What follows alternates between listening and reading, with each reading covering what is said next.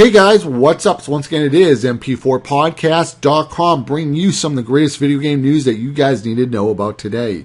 It seems that Intel is really getting into the ball game of Twitch.tv streaming.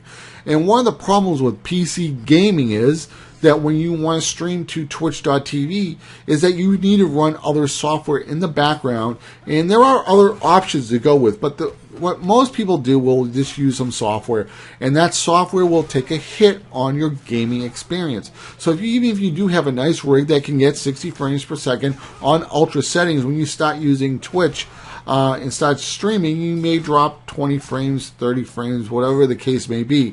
It's not going to be the same experience, and that's one of the things that people who stream on Twitch, they kind of don't like, that when they want to play games and stream, they don't have the same experience.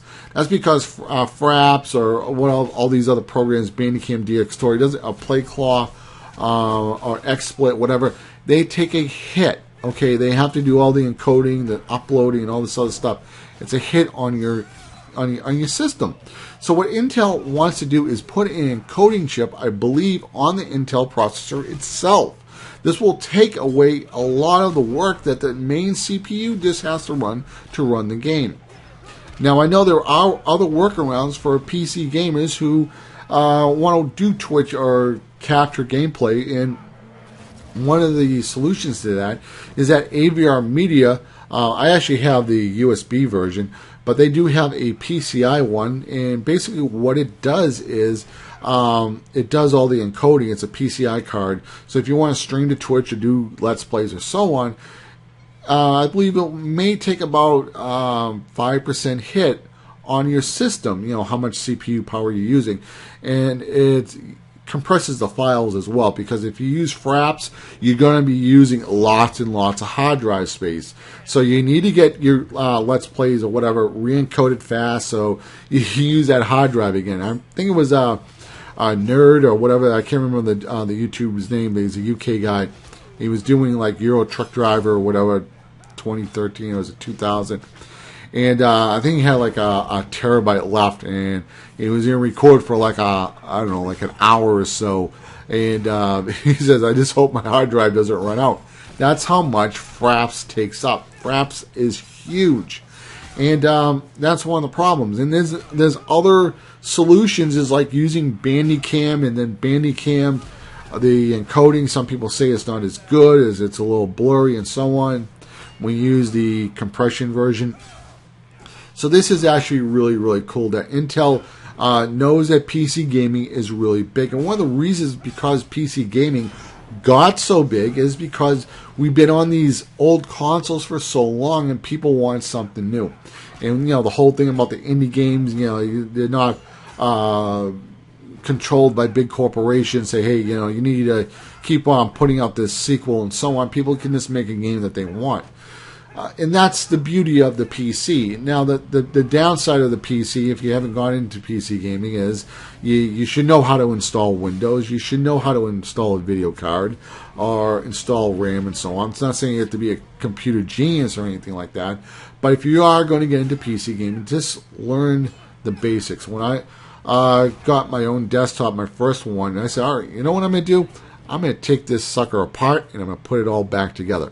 That's just so I know how to do it. So the one thing I would recommend is you get some silicon. If I probably would leave, actually my old computer was a Pentium 2 that I took apart. It was a 400, and you didn't have to use the silicon because the actual CPU or whatever, it was kind of like a Nintendo cartridge. That's the best way I can explain it.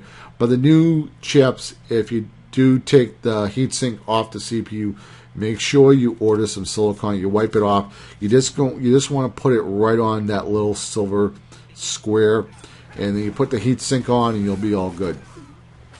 But you know, I just want to give some advice for some other PC gamers out there that do want to do Let's Plays or stream on Twitch. What some people actually do is they use a second computer to do the streaming and so on.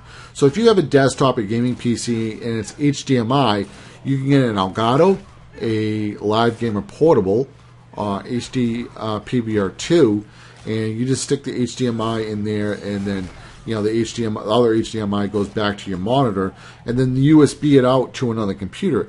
That means all the encoding, all the processing is done on a second computer.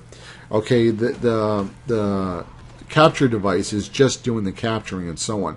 So your computer doesn't take a hit at all.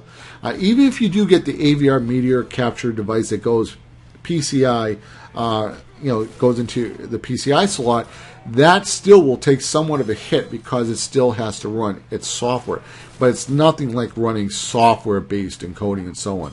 But once again, guys, this has been mp4podcast.com. I am now signing out. Let me know, especially if you're a PC gamer, is this good news for you, or do you already have a solution for streaming and doing Let's Plays and so on? Are you using a second computer? Who knows? Maybe there's extra software that's going to be running in Windows when it's running this encoding chip on the Intel processor that may still be taking a hit, kind of like the AVR Media PCI card. Maybe still that it would still be best to use a second computer for capturing. But anyway, guys, this is mp4podcast.com. Sign up. And if you're new to my channel, remember, hit that subscribe button. Later, guys. I'm out. Bye.